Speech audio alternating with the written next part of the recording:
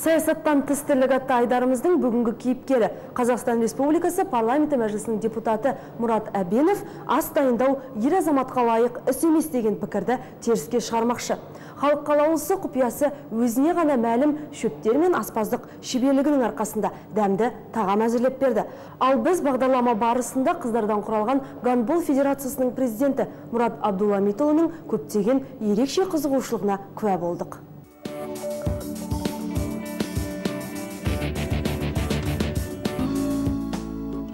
Мінезі ашық, көпшілікпен тез тіл табыса кететін Мұрат Әбенов өз халқын шексіз сүйетін нағыз ұлтжанды әрі еңбекқор азамат. Еңбек жолын орта мектепте информатика пәнінің мұғалімдігінен бастаған ол, келешекте көш бастар, ел мерейін үстем етер, талай шәкірттерінің санасына білім нәрін сіңірді.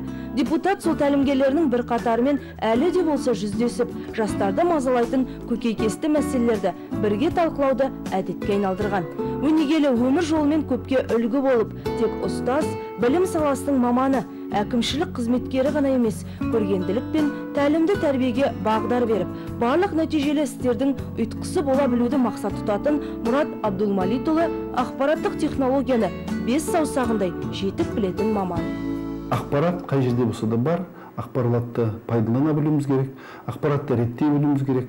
Қазір бір жақсы сөйлем бар ғой, кім қолында ақпарат болса, сол билік соның қолында. Үйдегі компьютерінің ішіндегі заттарын, мысалы, мәжілістегі отырыстың кезінде шығарып алып, соны пайдаланып, қайта-қайта жазбай, қайта-қайта ізденбей, сол бір рет салған ақпаратын тауып алған мүмкіншілік бар. Меніңше, осы өзімде осы саладағы білім болған маған көп жағдайларда көмектеседі.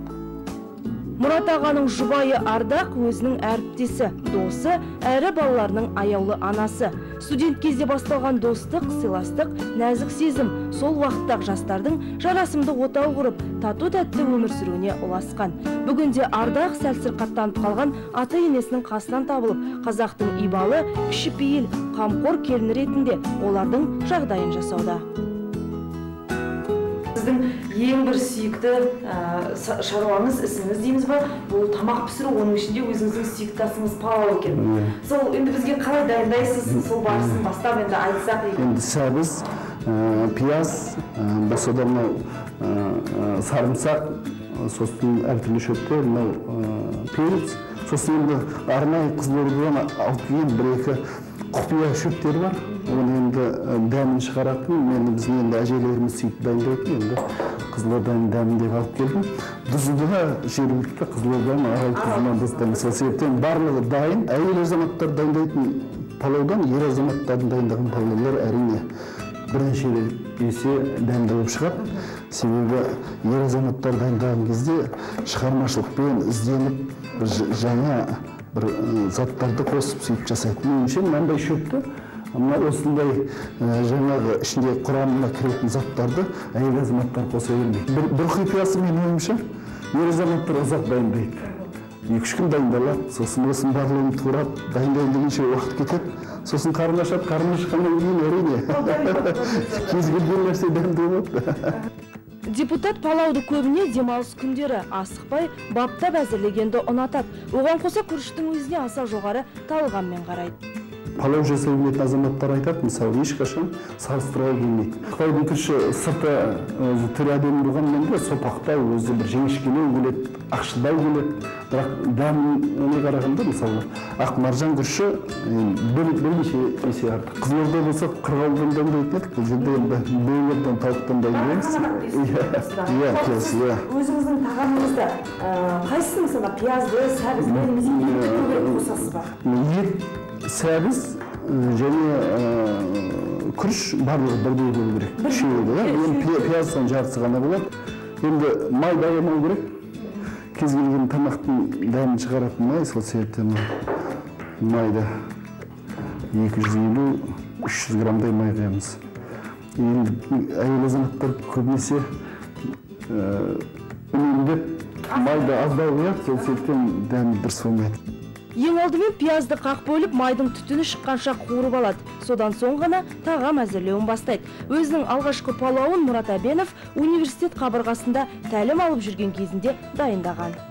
Үйдегі жеңгем, жаңа баламен ауруханаға жатты. Сол кезде ең бірінші кітапқа қарап палау жасап көрген. Пиязды дұрыстап қуырып алуымыз керек. Көбірек қуырамыз. Мынау ішіндегі ғалдың барлығы, судың барлығы буылып шығып кету керек. Тек қана май мен пияз ғана қалу керек. Болмаса, осы пияздың дәмі болашақ палауға күшке май арқылы осылай барады. Дұрыстап сарғайып қызарғанша дүние жүзінде 40-50 палаудың мен мысалы рецепттерін білемін.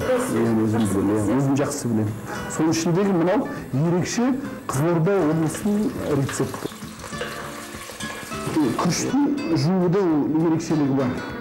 Күрішті суды аямау керек. Біріншіден 10 рет жуасыз ба, 15 рет жуасыз ба, мынау ағы кеткенше, бір таза болғанша жууымыз керек.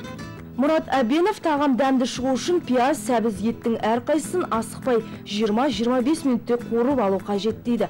Дайындалу технологиясы ауыр ас болғандықтан депутат палауын 3 сағат әзірлейді. Қуыру кезінде сарымсақ және түрлі дәмдеуіштерін қосуды ұмыт қалдырмайды. Мынау палауымыз піскен сияқты. Өкінішке орай камераға бұны иісі келіп тұрған жоқ. Мұнысы иісі енді осы жерде бар адамдар сезіп тұр, өте тамаша болып тұр енді, шын айтқанда.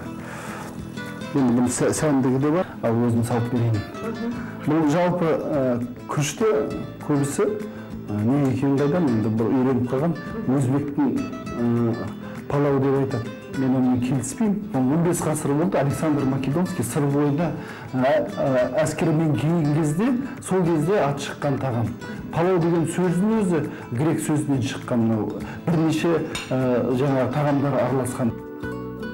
Мұрат Әбенов 20 жылдан бері галстук жинауды сүйікті ісінің біріне айналдырған.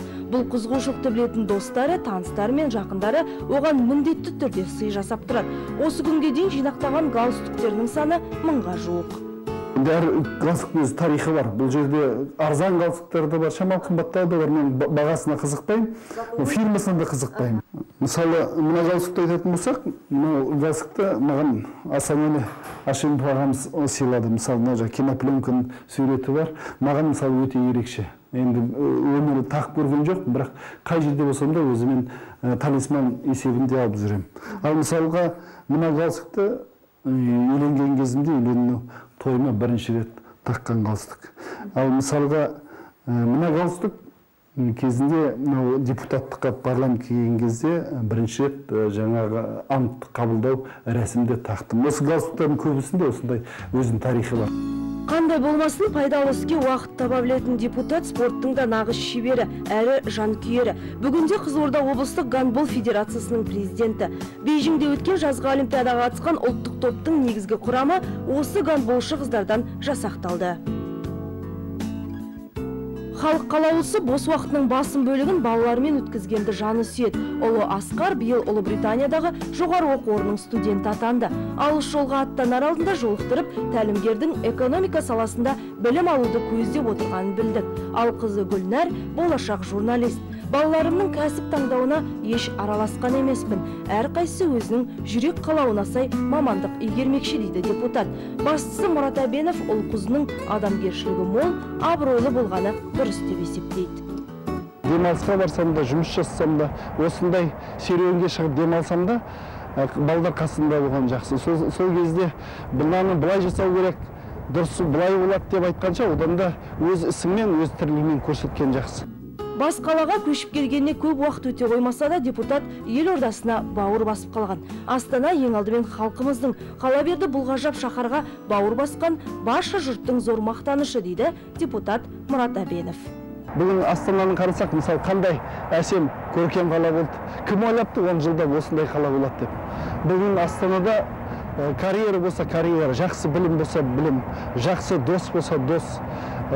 Жалпы өмірінде болашаққа қандай мақсат қойсаң, соған бұл қалада жетуге болады.